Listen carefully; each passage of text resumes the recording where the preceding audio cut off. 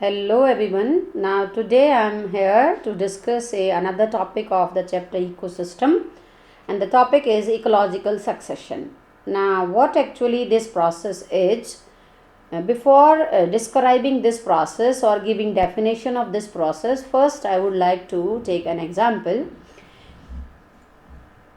Now in this example we will study how there is a development of a forest. Very easy and interesting topic, and you will later on realize that these are the process which are taking place during development of a forest. Ecological succession एक ऐसा process जिसकी वजह से एक particular area में different type of communities develop होंगी one after another, और धीरे धीरे जैसे जैसे एनवायरनमेंट चेंज होगा नई स्पीसीज आएंगी, फिर एनवायरनमेंट चेंज होगा, फिर कुछ और नई स्पीसीज आएंगी, और ये प्रोसेस कब तक होता रहेगा जब तक लास्ट में कोई ऐसी कम्युनिटी नहीं आ जाती which is in perfect harmony with the environment. Harmony means balance, equilibrium. Example से समझते हैं. ये बेयर रॉक है, मीन्स कोई भी वेजिटेशन नहीं है, खाली रॉक है ये. ना इस रॉक पर सबसे पहले कौन कॉलोनाइज होंगे, कौन से जो प्लांट्स हैं वो अपनी कॉलोनी एस्टेब्लिश करेंगे, तो उसमें हम पढ़ेंगे सबसे पहले लाइकन्स. सो बेयर रॉक पर सबसे पहले कौन अपनी कॉलोनी एस्टेब्लिश करेगा, लाइकन. और लाइकन के लिए वर्ड हम क्या यूज़ करेंगे, पायोनियर. पायोनियर का मतलब होता है पथ प्रदर्शक, मतलब रास्ता दिखाने वाला. अब रास्ता दिखाने वाला मतलब इस प्रोसेस को स्टार्ट करने में किसका रोल है. सो लाइकन्स यहाँ पर क्या हैं, पायोनियर कम्युनिटी. वो कम्युनिटी जो सबसे पहले एस्टेब्लिश होती है किसी भी बेयर हैबिटेट पर, चाहे वो कोई ओपन वाटर बॉडी हो जो अभी नई नई क्रिएट हुई है और अब तक उसमें क्लीन वाटर है, कोई भी लाइफ नहीं है, या वो बेयर रॉक हो. तो खाली रॉक पर सबसे पहले कौन अपनी कॉलोनी एस्टेब्लिश करेंगे, lichens. Lichens you all know, lichen is symbiotic association of alga and fungi. अब यहाँ पर क्या होगा कि एयर के थ्रू लाइकन्स के जो प्रोपेग्यूल्स हैं अगर यहाँ पर अवेलेबल हैं तो बारिश के दौरान these lichens are able to grow. Otherwise क्या होगा कि रॉक में, बेयर रॉक के अंदर moisture availability is very very very poor. So whenever there is rainy season, if lichen propagules are there, ये जो लाइकन्स है इनमें एल्गा और फंजाई ग्रो करेंगे. एल्गा फोटोसिंथेसिस करेगी और फूड प्रोवाइड करेगी, और यहाँ पर जो फंगल हाइफा हैं वो रॉक का इरोजन करेंगे. क्या सिक्रीट करेंगे, carbonic acid. Fungal Haifa will secrete carbonic acid, जिसकी वजह से रॉक का क्या होगा, इरोजन, और बहुत माइक्रोस्कोपिक पोर क्रिएट होंगे.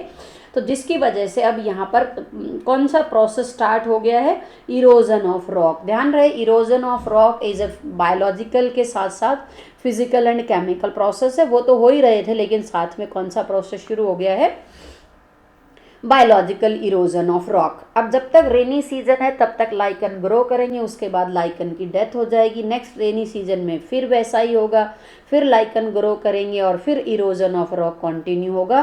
तो धीरे धीरे, जैसे इस डायग्राम में तो आपको सब जगह ग्रीन ग्रीन लाइकन दिख रहे हैं, इस तरह की अपीयरेंस आने में ही 100 से 1000 साल तक लग सकते हैं. This process is very very very slow. मान लीजिए सपोज लाइकन इधर सेटल हो गए या इधर हो गए, तो ये प्रोसेस सिर्फ 2 ही जगह होगा. लेकिन जैसे जैसे इरोजन ऑफ रॉक होगा, दूसरा जब लाइकन यहाँ पर मल्टीप्लाई करेंगे तो धीरे धीरे वो पूरे एरिया को क्या करते जाएंगे, स्प्रेड. और ज़रूरी भी नहीं है कि ये पूरा एरिया स्प्रेड हो, ये इन्होंने डायग्रामेटिक रिप्रेजेंटेशन दिखाया है कि यहाँ पर जो रॉक है वो धीरे धीरे किससे कवर्ड हो गई है, लाइकन से. और लाइकन के अंदर जो फंगल हाइफा है वो रॉक का इरोजन करेंगे. अब जैसे जैसे लाइकन में भी अलग अलग टाइप हैं. जैसे सबसे पहले क्रस्टोज लाइकन आएंगे. क्रस्टोज लाइकन वो होते हैं जो horizontally on the surface of rock हैं. उसके बाद फोलियोज लाइकन. फोलियोज लाइकन वो हैं जिनका साइज थोड़ा सा बड़ा होगा और वो वर्टिकली भी होंगे, ऊपर सीधे खड़े हो सकते हैं. और इसका मतलब इनका जो साइज बड़ा है तो फंजाई भी ज़्यादा अमाउंट में होंगी, और जो रॉक का जो इरोजन होगा वो थोड़ा सा फास्ट स्पीड से होगा। ऐसा अगर धीरे धीरे धीरे धीरे हो रहा है तो छोटे छोटे पिच बन जाएंगे। अब एक टर्म और देखेंगे हम यहाँ पे, ये बेयर रॉक है, इस पे सबसे पहली वेजिटेशन कौन आई है? लाइकन। तो इसके बेस पे लाइकन को हम क्या कहेंगे? Pioneer species. किसी भी तरह के एरिया में अगर कोई बायोटिक कम्युनिटी डेवलप होती है तो जो सबसे पहले डेवलप होगी उसको तो हम कहेंगे पायोनियर कम्युनिटी, और जो सबसे लास्ट में डेवलप होगी उसको हम कहेंगे क्लाइमेक्स कम्युनिटी। और अगर ये प्रोसेस अगर बेयर रॉक पर होता है तो उसको हम कहेंगे जीरार्क, और अगर किसी वाटर बॉडी में होता है तो उसे हम कहेंगे हाइड्रार्क। टर्म हम बाद में भी डिस्कस करेंगे। अभी आपको आइडिया होना चाहिए कि इकोलॉजिकल सक्सेशन एक्चुअली होता क्या है। तो ये कोई बेयर रॉक है। इकोलॉजिकल सक्सेशन मीन्स, अब आप थोड़ा सा आइडिया हो गया है, इकोलॉजिकल सक्सेशन मीन्स वो प्रोसेस जिससे बेयर रॉक पर धीरे धीरे क्या डेवलप होंगी? Plant community. पहले कौन आया? लाइकन, उसके बाद दूसरे तरह की आएंगी, फिर तीसरे तरह की, और इस तरीके से जैसे जैसे एनवायरनमेंट चेंज होगा कम्युनिटीज़ क्या होती जाएंगी? चेंज। और ये प्रोसेस कब तक होगा? जब तक कि कोई ऐसी कम्युनिटी डेवलप नहीं हो जाती which is in perfect harmony with the surrounding. So I hope this first term is clear कि सबसे पहले बेयर रॉक पर कौन अपनी कॉलोनी एस्टेब्लिश करेगा? That is lichen. So lichens are pioneer species on bare rock. Lichen के बाद, क्योंकि अब यहाँ पर क्या है कि छोटे छोटे पिट्स बन गए हैं और उन पिट्स में क्या प्रेजेंट है? मिनरल मैटर जो फंगल हाइफा ने इरोड किया है। और जब लाइकन की डेथ होगी तो जब उस एरिया में आपको क्या मिलेगा? ऑर्गेनिक मैटर भी। यानी कि अब क्या हो गया? धीरे धीरे पिट्स के अंदर मिनरल मैटर के साथ साथ ऑर्गेनिक मैटर भी है, और अब ये थोड़ा सा वाटर को क्या कर सकते हैं? रिटेन। सो लाइकन के साथ कौन आएगा? मोस। मोस मतलब ब्रायोफाइट, एडवांस्ड ब्रायोफाइट। मोसिस में खास बात क्या है कि मोसिस के अंदर जो मेन प्लांट बॉडी है दैट इज गैमेटोफाइट, और गैमेटोफाइट में जो वाटर और मिनरल एब्जॉर्बिंग पार्ट है उनको हम कहेंगे राइजोइड्स। तो यहाँ पर जो मोसिस के राइजोइड्स हैं they will penetrate deep into the rock, और वो भी क्या करेंगे? Erosion of rock. जो काम पहले फंगल हाइफा कर रहे थे अब वो किसने ले लिया है? राइजोइड्स ऑफ मोसिस ने। अब लाइकन के कंपैरिजन में मोस थोड़ा बड़े प्लांट है तो इरोजन ऑफ रॉक पहले से थोड़ा सा फास्ट हो जाएगा, और दूसरा मोस में वाटर होल्डिंग कैपेसिटी भी है, तो जिसकी वजह से क्या होगा कि जो मॉइस्चर कंटेंट है रॉक के ऊपर वो क्या होगा? ज़्यादा। +1 की बुक में जैसे अगर आपने पढ़ा हो, lichens and mosses form pioneer community on bare rock, मतलब इनका इकोलॉजिकल सिग्निफिकेंस है कि इकोलॉजिकल सक्सेशन के अंदर सबसे पहले कौन अपने कॉलोनी एस्टेब्लिश करेंगे? लाइकन्स। उनके बाद कौन आएंगी? मॉसेज। अब जैसे जैसे अब ये भी कई सालों तक ग्रो करती रहेंगी, जब तक वाटर अवेलेबल है ग्रो करेंगी। जैसे ही ड्राई हुआ इनकी डेथ हो जाएगी, नेक्स्ट ईयर फिर ये ग्रो करेंगे, क्योंकि उनके जो प्रोपेग्यूल्स हैं वो यहीं पर हैं, हवा के थ्रू भी आ सकते हैं, यहाँ पर भी अवेलेबल है, तो वो ग्रो करेंगे। तो धीरे धीरे उन पिट्स का साइज क्या होने लगेगा? बड़ा। अब क्योंकि मॉइस्चर रिटेनिंग कैपेसिटी थोड़ा बढ़ गई है, ऑर्गेनिक मैटर भी बढ़ गया है, मिनरल मैटर भी। कैसे? मिनरल मैटर तो इरोजन ऑफ रॉक कंटिन्यू है तो मिनरल मैटर बढ़ेगा। जब मोस की डेथ होगी तो बॉडी के से क्या ऐड होगा? Organic matter. और अब जब बारिश होगी तो they will retain some water. So pit का साइज बड़ा हो गया है, ऑर्गेनिक मैटर ज़्यादा, मिनरल मैटर ज़्यादा, वाटर होल्डिंग कैपेसिटी ज़्यादा। तो अब कौन आएंगे? अब आएंगे annual grass, annual weed. Annual weed मतलब वो प्लांट जो एक पर्टिकुलर सीजन में ग्रो करते हैं, complete life cycle in one season, वो ही ग्रो करेंगे। कौन से प्लांट ग्रो करेंगे यहाँ पर? जब तक वाटर अवेलेबल है, क्योंकि अभी भी वाटर की अवेलेबिलिटी थ्रू आउट ईयर नहीं है, पहले से थोड़ा वाटर का लेवल क्या हो गया है? ज़्यादा। तो जब रेनी सीजन है तो उस दौरान यहाँ पर जो है कुछ वीड प्लांट ग्रासेस ग्रो कर सकती हैं। जैसे ही सीजन ड्राई हुआ दे विल ड्राई। अब क्या होगा? इन प्लांट्स की रूट्स भी इरोजन ऑफ रॉक को कंटिन्यू करेंगी, और धीरे धीरे धीरे धीरे रॉक क्या होती जाएगी? इरोड। अब इन प्लांट्स का जो साइज है, बायोमास है, वो इनसे ज़्यादा है, तो इनकी डेथ होने पर ज़्यादा ऑर्गेनिक मैटर ऐड होगा। तो 2-3 पॉइंट आपको एक क्लियर कर रखने अपने माइंड में कि हर स्टेज के साथ erosion is advancing, erosion of rock fast speed से हो रहा है। सेकंड, जो ऑर्गेनिक मैटर है उस पर्टिकुलर हैबिटेट के अंदर दैट इज इंक्रीजिंग, और जो वाटर रिटेनिंग कैपेसिटी है वो क्या हो रही है? ज़्यादा। और यहाँ पर एक तरीके से सोयल फॉर्मेशन का प्रोसेस हो रहा है। धीरे धीरे हम देखेंगे ये जो एक्सपोज्ड रॉक है वो किस में कन्वर्ट हो जाएगी, सोयल में, जहाँ पर डिफरेंट टाइप ऑफ प्लांट्स होंगे। अब एनुअल ग्रास के बाद क्या मिलेंगी, पेरिनियल ग्रास और पेरिनियल वीड जो पूरा साल ग्रो करेंगी, बिकॉज वाटर का लेवल अब क्या हो गया है ज़्यादा। और उसके बाद आएंगी श्रब्स, देन ट्रीज। अब जो क्लाइमेक्स कम्युनिटी है दैट इज ट्री। किसी भी तरह के इकोलॉजिकल सक्सेशन में अगर हम देखें तो क्लाइमेक्स कम्युनिटी क्या रहेगी, फॉरेस्ट। अब फॉरेस्ट किस टाइप के होंगे वो वहाँ का एनवायरनमेंट डिसाइड करेगा।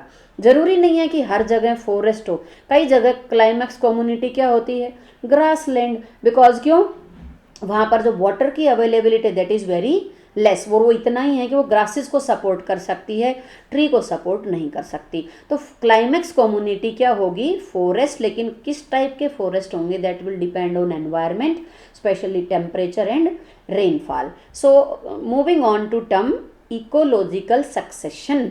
अगर इकोलॉजिकल सक्सेशन बेयर रॉक पर हो रहा है, ड्राई लैंड पर है, तो उसको हम क्या कहेंगे, जीरार्क।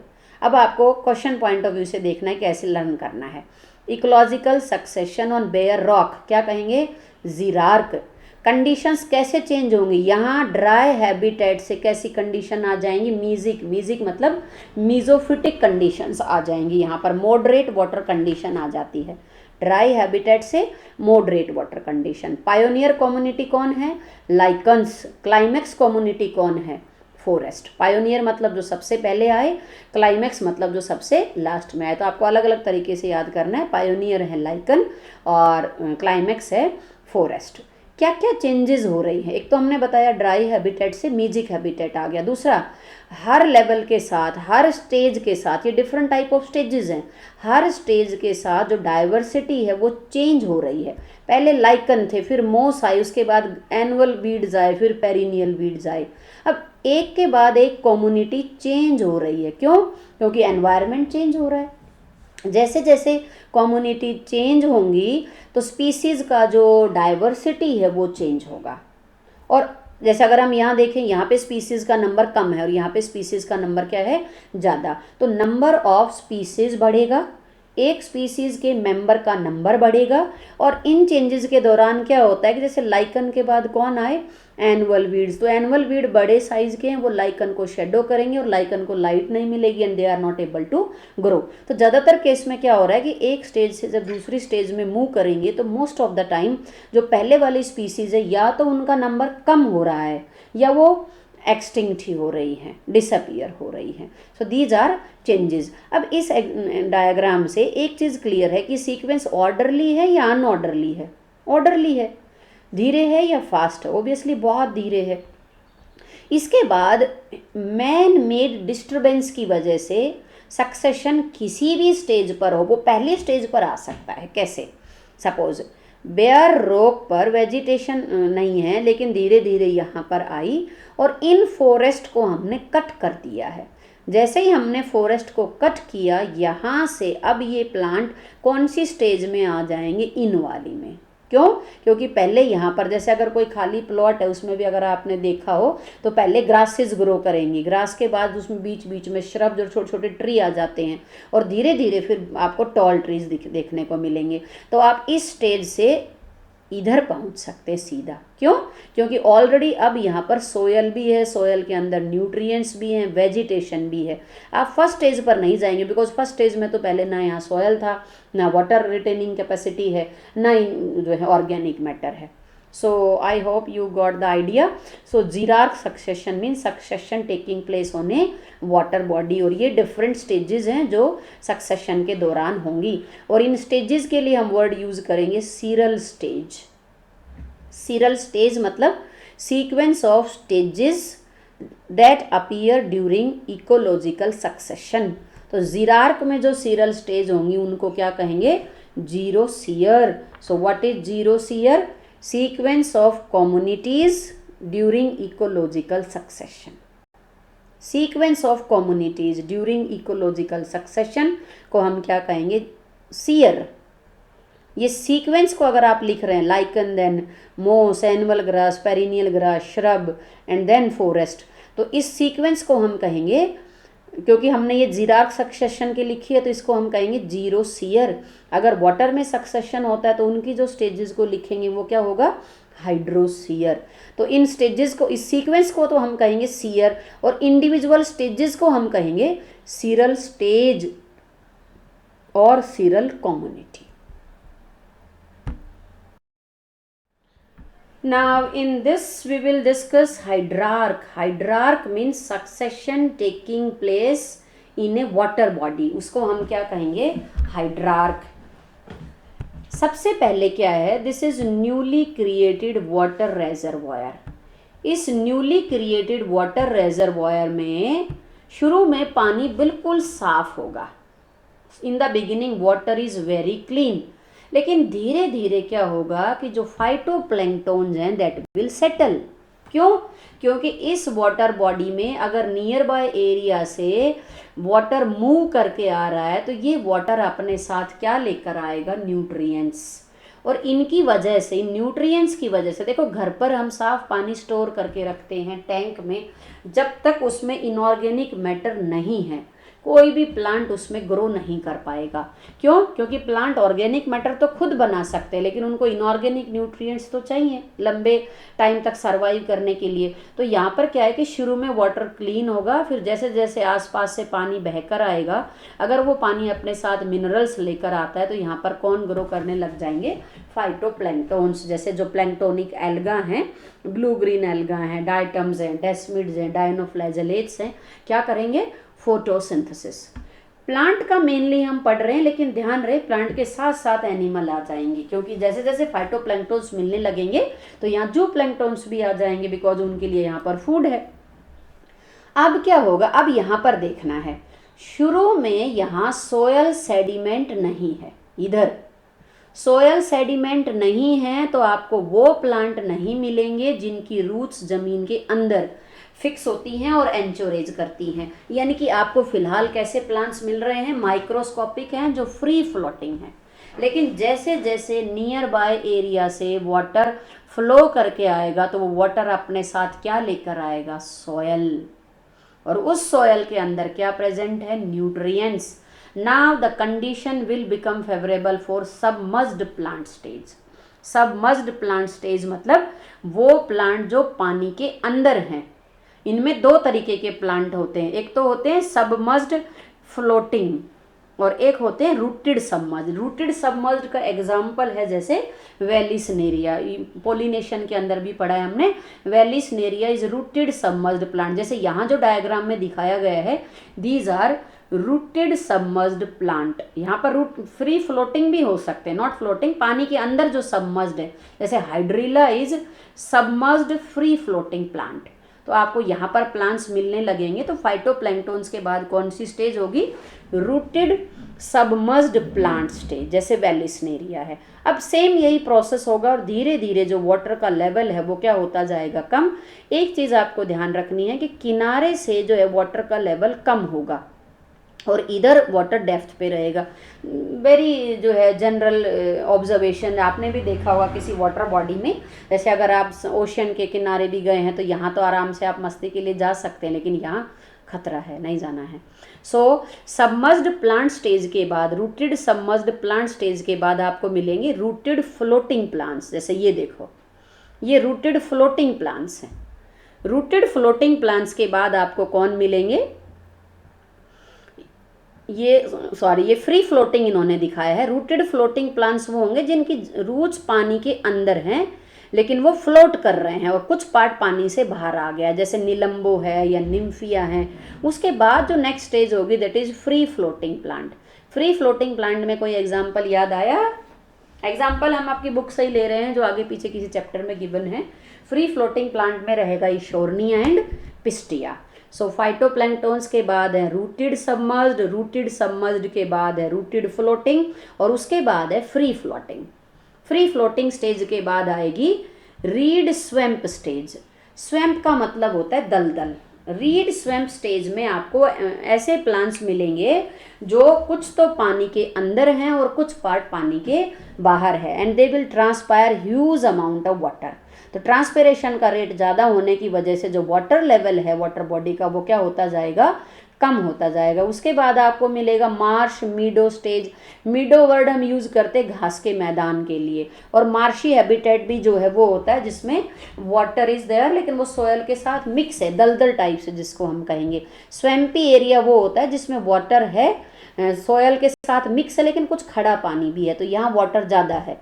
यहाँ पर मार्श मीडो स्टेज, ये घास के मैदान है, इसका मतलब अब ग्रासेस आ गई हैं, और ये भी क्या करेंगी, they will transpire huge amount of water. तो धीरे धीरे वाटर का लेवल देखो, यहाँ से धीरे धीरे वाटर का लेवल क्या हो रहा है, कम हो रहा है, जबकि जीरार्क में हमने क्या पढ़ा था, धीरे धीरे वाटर का लेवल ज़्यादा हो रहा है। तो मार्श मीडो स्टेज के बाद आपको लास्ट में कौन सी कम्युनिटी मिलेगी, यहाँ पे बीच में एक श्रब स्टेज भी आप कह सकते हैं, वुडलैंड स्टेज, और उसके बाद आपको क्या मिलेगा, forest. So these are sequence of seral stage observe during hydrarch. So hydrarch जो सक्सेशन है, that is succession taking place in a water body. Hydrarch के अंदर भी सेम चेंजेस होंगी, एक पॉइंट हम थोड़ा डिफरेंट यूज करेंगे। एक्वेटिक हैबिटेट से कैसा हो गया मीजोफिटिक, एक्वेटिक हैबिटेट से कैसा हो गया मीजोफिटिक, यानी कि हाइड्रिक कंडीशन किस में चेंज हो गई है, मीजिक में। सो दिस इज अच्छा, एक चीज़ अगर हम ध्यान देखें तो हाइड्रार्क सक्सेशन ये एक जो है एक नेगेटिव पॉइंट ऑफ व्यू से भी जो है दिस प्रोसेस इज इन्वॉल्व। किस वजह से, जो मॉडर्न डे वाटर बॉडीज़ हैं, अगर उनमें आसपास के एरिया से वाटर बहकर आता है और अपने साथ न्यूट्रिएंट्स और सोयल लेकर आता है, तो धीरे धीरे जो ये वाटर बॉडी है वो धीरे धीरे क्या हो रही हैं, डिसअपीयर हो रही हैं। इसको हम यूट्रोफिकेशन भी कह सकते हैं, natural ageing of A water body. ये नेचुरल प्रोसेस है, अपने आप ये वाटर बॉडी धीरे धीरे धीरे धीरे क्या हो गई है, वाटर बॉडी जो है धीरे धीरे डिसअपीयर हो गई। अगेन हाइड्रार्क सक्सेशन किस जगह होगा, वो एनवायरनमेंट के ऊपर डिपेंड है। अगर कोई वाटर बॉडी टेम्परेट एरिया में है और वहाँ पर अगर हम देखें आसपास सॉयल नहीं है या रॉक की सबस्ट्रेटम है, तो सॉयल नहीं आएगी, तो जो सेडिमेंट है वो हाई नहीं होगा, और अगर आ भी रही है तो कम अमाउंट में है, तो वहाँ प्रोसेस क्या होगा, धीरे होगा। इसी तरह किस तरह के प्लांट कहाँ पर ग्रो करेंगे और सक्सेशन का रेट स्लो होगा या फास्ट होगा, that depend on location of water body. अगर वाटर बॉडी का लोकेशन सराउंडिंग एरिया से नीचे है तो मिट्टी बहकर आने के चांस ज़्यादा होंगे, और अगर ऊपर है तो सॉयल जो है वो एयर के थ्रू ही आ सकती है, रन ऑफ वाटर के साथ नहीं आएगी, तो उस केस में भी सक्सेशन का प्रोसेस थोड़ा धीरे हो जाएगा। Succession now changes during succession, ये अभी हमने पीछे डिस्कस ही किया है। Number of species and abundance of species increase, कुछ स्पीसीज ज़्यादा नंबर में हो जाएंगी, कुछ का नंबर कम होगा और इवन डिसअपियर भी हो सकती हैं। जीरिक से मीजिक हैबिटेट होगा, और वाटर में भी क्या होगा, हाइड्रिक से मीजिक हैबिटेट। बायोमास इंक्रीज होगा बिकॉज ऑर्गेनिक मैटर जो है वो इंक्रीज हो रहा है, और रेट ऑफ फोटोसिंथेसिस है वो भी क्या हो रही है, ज़्यादा। Number of habitat and niche increase, ये भी बिल्कुल क्लियर है, क्योंकि अगर प्लांट्स की डाइवर्सिटी ज़्यादा होगी, different type of plants are there, तो different habitats are there and niche specialization is observe, और निक का नंबर भी क्या होगा, ज़्यादा। Now in this video, in this slide we will discuss two type of succession, primary and secondary। बहुत आसान सा है। अगर पहले किसी एरिया पर कोई भी वेजिटेशन नहीं है, वहाँ पर अगर बायोटिक सक्सेशन होता है तो उसको हम क्या कहेंगे, पायोनियर सक्सेशन। जैसे कोई बेयर रॉक है, न्यूली कूल्ड लावा है, या कोई पॉन्ड हमने या रेजरवोयर नया क्रिएट किया है, कोई नया ऐसा हैबिटेट जिसमें आज से पहले कभी कोई वेजिटेशन नहीं थी, उसको हम क्या कहेंगे, पायोनियर, उसको हम कहेंगे प्राइमरी सक्सेशन। क्या कहेंगे, प्राइमरी सक्सेशन। और प्राइमरी सक्सेशन का जो रेट होगा that is very very very slow, 100 से लेकर हज़ारों साल तक लग सकते हैं किसी भी कम्युनिटी को डेवलप होने में। Secondary succession means succession taking place on area which has become bared secondarily. ऐसा कोई एरिया जिसके पास पहले वेजिटेशन थी लेकिन किसी वजह से अब वो क्या हो गया है, बैरन। मीन्स जैसे फॉरेस्ट फायर है, फॉरेस्ट में आग लग गई है तो प्लांट्स नहीं रहेंगे, अब वहाँ पर जो भी नई कम्युनिटीज़ आएंगी उसको हम कहेंगे सेकेंडरी सक्सेशन।